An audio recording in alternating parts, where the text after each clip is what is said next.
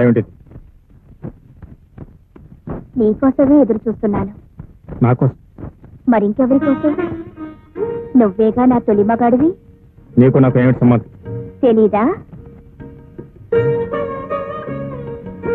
చీకటి పడేసరికి తల నిండా పువ్వులు పెట్టుకొని గడప దగ్గర ఎదురు చూసే సంబంధం. అసలు అక్కడికి ఎందుకు వచ్చావు? వ్యాపారం చేయడానికి. వ్యాపారం? అవును, నువ్వు కోర్టులో చెప్పిన వ్యాపారం. రోజు రాత్రుల్లో నేను చేసేది, నువ్వు చూసేది. ఆ రోజు నువ్వు నా గదిలోకి వచ్చేసరికి 500 నా చేతిలో ఉంది.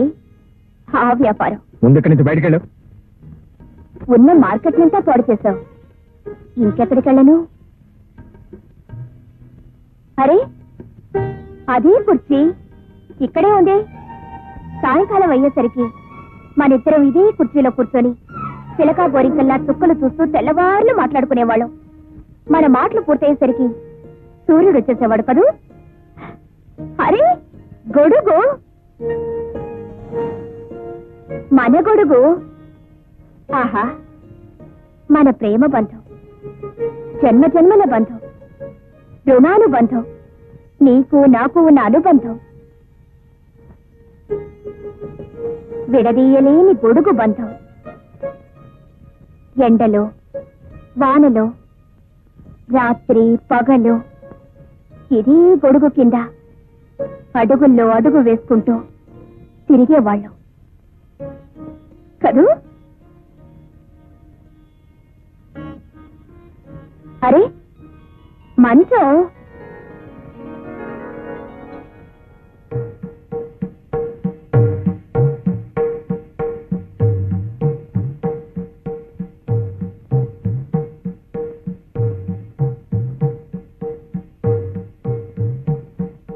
ఇదే కదూ ఆ 500 రూపాయల మంచం.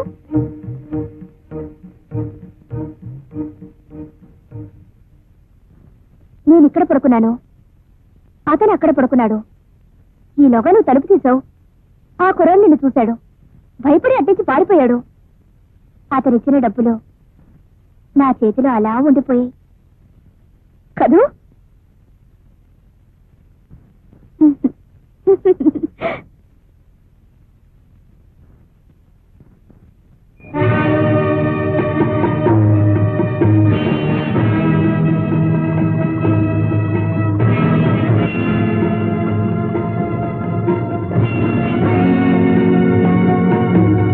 ఏమిటిది? నీకు తెలిసిందేగా. నువ్వు ఆడదాను కాదు.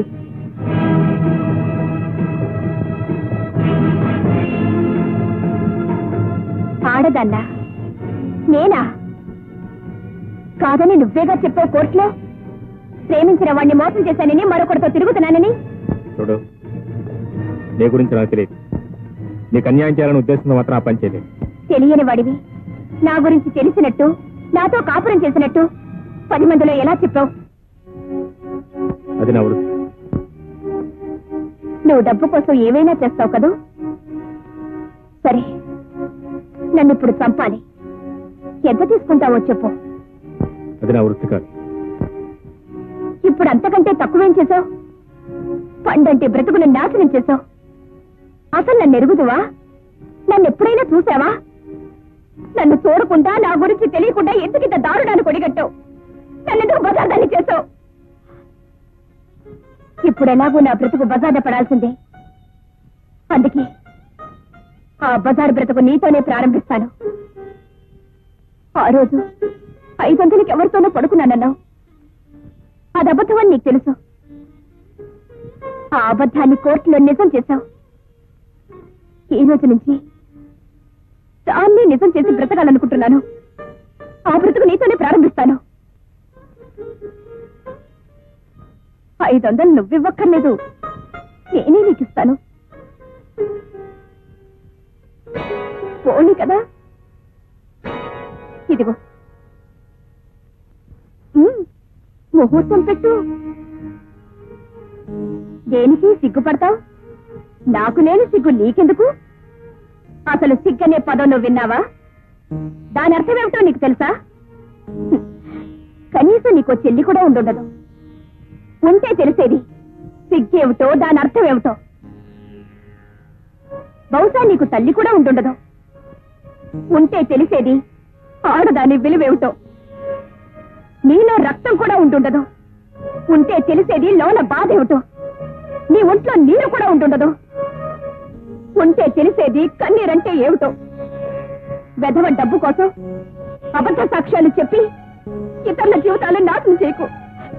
నీకు డబ్బే ప్రధానమైతే అది సంపాదించుకోవడానికి ఎన్నో మార్గాలున్నాయి. కానీ ఏ రకంగా మనుషుల జీవితాలతో ఆడుకోకు. నా జీవితం ఎలాగో నాశనం అయిపోయింది.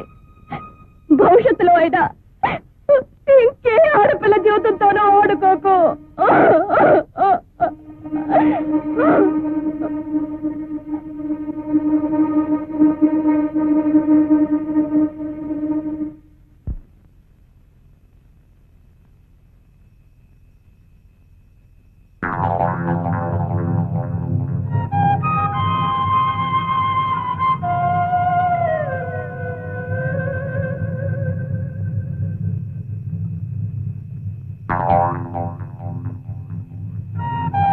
(1977) జనవరి 31న నీ మీద హత్యానేరం మోపి నిన్ను జైలుకు పంపించింది ఎవరని కదా నీ అనుమానం? నాకు తెలుసు నువ్వే. ఎందుకు అబద్ధం చెప్పావు? చెప్పు చెప్పు. నేను చెయ్యని నేరాన్ని నా మీద ఎందుకు మోపావు? నన్ను ఎందుకు జైలుకు పంపావు? చెప్పు. చెప్తావా లేదా? చెప్పు చెప్పు.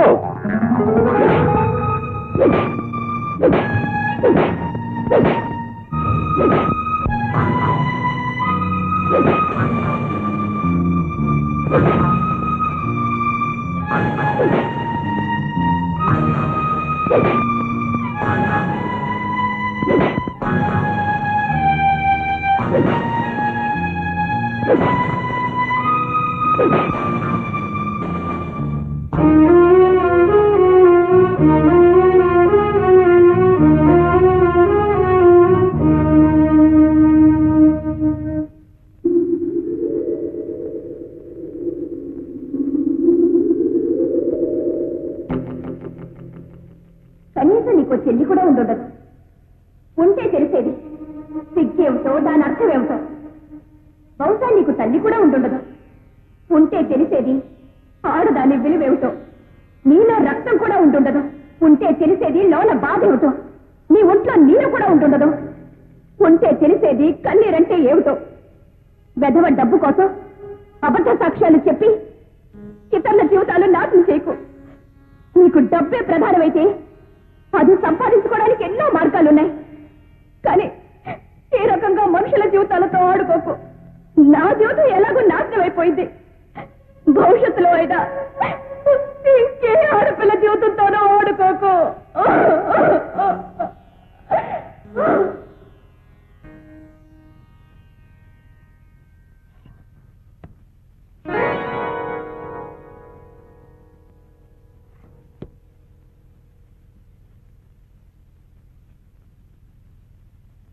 గురు గురు 500 అర్జెంట్ కావాలి.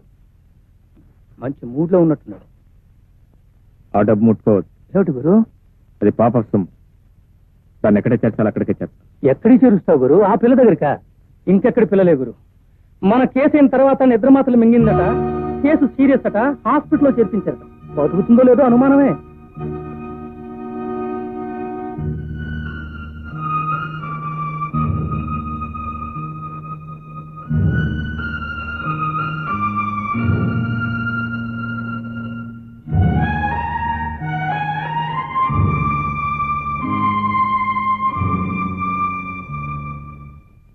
ఈ మందులు తీసుకురండి. అలా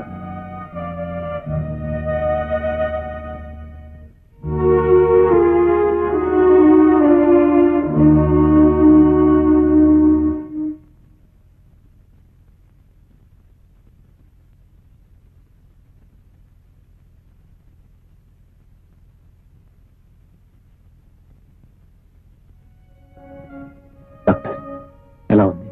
ఇప్పుడే స్పృహ వచ్చింది. త్వరలోనే కోలుకుంటుంది.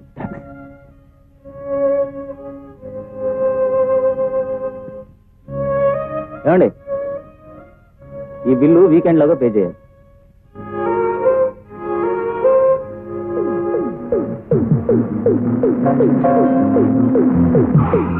అభి ఉన్నాడా? లేడు. మరి అతని బైక్ ఇక్కడుందేమిటి? ఏం లేదు, బైక్ అమ్మేమన్నాడు. అమ్మేమన్నాడా? ఎందుకు? గురు డబ్బు తెచ్చావా? లేదు. ఏ మోటార్ సైకిల్ అమ్మలేదా? లేదు. ఎందుకని? అది నేనే అమ్మద్దన్నాను. నువ్వెందుకు వచ్చావు? డబ్బు ఇవ్వడానికి. నాకు డబ్బు అక్కర్లేదు. చూడలుడు, నేనేం పరాయదాన్ని కాదు. నా అవసరం కొద్దీ నీ చుట్టూ తిరగడం లేదు. నీ అవసరం కోసం నా దగ్గర డబ్బు తీసుకుంటే తప్ప. నీ డబ్బు నాకేం అక్కర్లేదు. ఒరే మొద్దు మొహమా, నువ్వైనా చెప్పవా? తీసుకో గురు. నా చేతికి ఇవ్వండి అమ్మగారు. చూడు, డబ్బుకేం తొందర లేదు. రుణం తీర్చుకోవాలంటే చాలా మార్గాలున్నాయి. వస్తాను. Sorry, room number 16 bill settle చేయి. చూడండి, ఆమెకి ఇప్పుడు బాగానే ఉంది. చూస్తారా? రండి.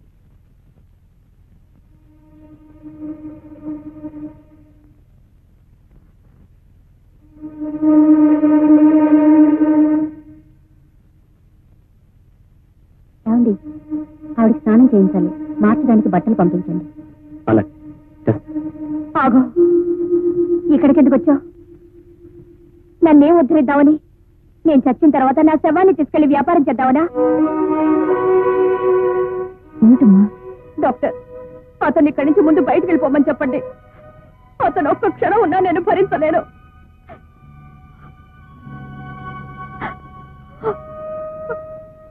చూడమ్మా, నువ్వెందుకు చావాలనుకున్నావు? దానికి అతను ఎంతవరకు కారణమో నాకు తెలియదు, కానీ అతన్ని ఇక్కడికి తీసుకురాకపోయినా, ఇంత ఖర్చు పెట్టి స్పెషల్ ట్రీట్మెంట్ ఇప్పించకపోయినా, పగలు రాత్రి మాకంటే శ్రద్ధగా నిన్ను చూడకపోయినా నువ్వు బతికేదానివి కాదు. అసలు నీ కోసం వచ్చిన వాళ్ళు గాని, నీ గురించి పట్టించుకున్న వాళ్ళు గాని ఎవ్వరూ లేరు. దిక్కు ముక్కు లేని అనాథల జనరల్ హాస్పిటల్లో పడున్న నిన్ను ఇక్కడికి తీసుకొచ్చి ఇంత శ్రద్ధ తీసుకున్న వ్యక్తిని నువ్వెందుకు ఇలా అసహించుకుంటున్నావో నాకు అర్థం కావడం లేదు.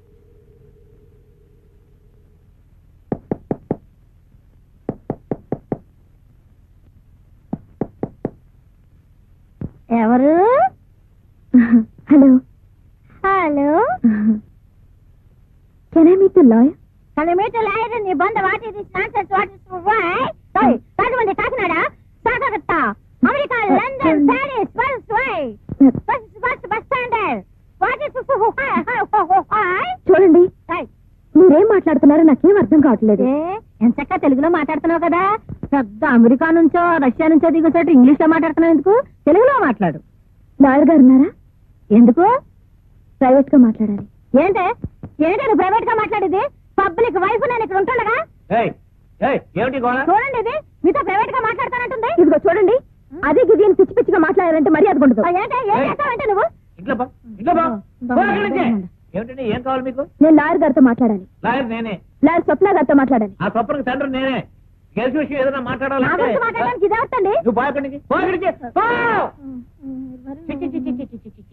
కేసు గురించి మాట్లాడాలంటే ఆవిడ అంత పోట్లాడుతుంది ఎందుకండి? అదో పిక్కిలో కేసు అండి. చూడండి, మీరు ఏదైనా కేసు విషయమే స్వప్నంతో మాట్లాడాలని అనుకుంటే ముందు నాతో మాట్లాడాలి. ఆ కేసు టేకప్ చేయాలా అక్కర్లేదా అనేది నిర్ణయించేది నేను. నేను మా ఆయనకు విడాకులు ఇవ్వాలనుకున్నాను. ఇస్తే నష్టం ఏమిటో, ఇవ్వకపోతే లాభం ఏమిటో కనుక్కుందామని వచ్చాను. చూడమ్మా, ఇలాంటి కేసులు మా అమ్మాయి టేకప్ చేయదు. ఏ? వీలైనంత వరకు కలిసి ఉండే కేసులే కానీ విడిపోయే కేసుల్ని ఒప్పుకోదు. లాయర్ అని బోర్డు పెట్టుకున్నాక ఏ కేసు వచ్చినా ఒప్పుకోవాలి. నువ్వు ఒప్పుకో అమ్మా, వెళ్ళుదా. ఆ బోర్డు తీసి అవతల పారే. తీసి పారేస్తావు నువ్వు చెప్పావని. ఏమి డాడీ? ఇవిడ మొగుడికి విడాకులు ఇస్తుందట. ఎవరావిడ పాపం? ఆవిడకి మొగుడే పాపం. మనిషిని చూస్తే తెలియట్లే, బజార్ మనిషిలాగా. ఎందుకు మాట్లాడారు? అందుకనే ఇలాంటి వాళ్ళు వస్తారని బొమ్మ దగ్గర గోండాని కాపలా పెట్టమన్నారు. బొమ్మ దగ్గర గోండా ఎందుకో మరొకటి గోండా కాదు గోర్ఖా. అదే అన్నాను, నోరు తిరగలేదు. ఎందుకు అలా కోపడతారు? చూడమ్మా, సమస్యలకు పరిష్కారం చావనుకుంటే ప్రపంచంలో మనుషులే మిగలరు. సమస్యలు వచ్చినప్పుడే సమర్థించుకోవాలి. ఇంకెప్పుడు ఇలాంటి పిచ్చి పని చేయకు. అలాగే. చూడమ్మా, ఇదిగో నీ పెట్టే. నువ్వు వద్దకుంటూ నీ ఇంటావిడ పంపించేసింది. మళ్ళీ ఆ ఇంటికి రావద్దండి. ఏ? నేను వాళ్ళ దృష్టిలో చెడిపోయిన దాన్ని. బహుశా వాళ్ళ ఇంటికి వెళ్తే వాళ్ళు కూడా చెడిపోతారనేవో. వస్తానండి, వస్తా.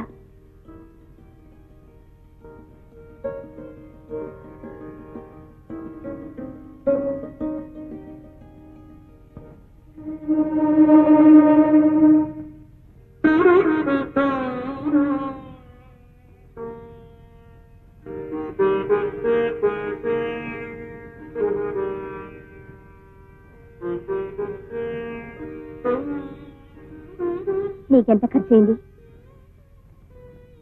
నువ్వు నా మీద ఎంత పెట్టుబడి పెట్టావు? నువ్వు ఎంత పెట్టుబడి పెట్టినా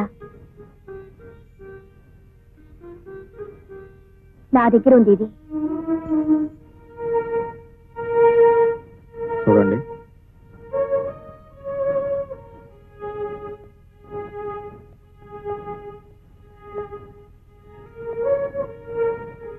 పెట్టుబడి పెట్టడానికి ఇది వ్యాపారం కాదు. వ్యాపారం కాకపోతే ఎందుకింత పెట్టుబడి పెట్టావు? మనసా, చాలా, సానుభూత? చస్తుందో బ్రతుకుతుందో కూడా తెలియని దాని మీద ఏ వ్యాపారస్తుడు పెట్టుబడి పెట్టాడు? మరి ఈ వ్యాపారస్తుడు ఎందుకు పెట్టాడో? సారీ, మిమ్మల్ని అడ్డం పెట్టుకుని నేను వ్యాపారం చేయలేదు. నా వ్యాపారంలోకి మీరు తీసుకురాబడ్డారు. దానికి దీనికి ఏమిటి తేడా? సావడానికి చంపడానికి ఉన్న తేడా. మరంత తేడా తెలిసిన వాడివి ఇంత రాక్షసంగా ఎలా ప్రవర్తించావు? మనుషుల్లో రాక్షసులంటూ ప్రత్యేకంగా ఉంది. పరిస్థితులే మనుషులను రాక్షసులు చేస్తాయి. నా జీవితానికి ఇది ఒక బ్రతుకు తెరువు అవుతుంది అనుకున్నాను. నా బ్రతుకు తెరువు కొందరు జీవితాన్ని నాశనం చేస్తాను నేను కల్లో కూడా ఊహించలేదు. నేను మనిషిని. నాకు సొంత చెల్లెలు లేకపోయినా చెల్లెలు లాంటి వాళ్ళు చాలా మంది ఉన్నారు. నాకు తల్లి లేదు అన్నా, ఉంది. ఆమె తల్లి కాదు, దేవత. నా ఒంట్లో రక్తం ఉంది కాబట్టి నేను చేసిన తప్పు తెలుసుకోగలిగాను. నా ఒంట్లో నీరుంది కాబట్టి నీ పరిస్థితి చూసి కన్నీరు కార్చగలిగాను. చూడగలుగుతున్నాను. ప్రతి మనిషి ఏదో ఒక పరిస్థితిలో ఏదో ఒక సందర్భంలో తప్పు చేసుకుంటాడు. తన తప్పు తను తెలుసుకున్నవాడు మనిషి అవుతాడు. తన తప్పు తను సరిదిద్దుకోగలిగిన వాడు మానవుడు అవుతాడు. నేను చేసిన తప్పు వల్ల నీ జీవితం నాశనమైంది. మళ్ళీ నీ జీవితం నా ద్వారానే బాగుపడాలి. అవకాశం నాకు ప్లీజ్.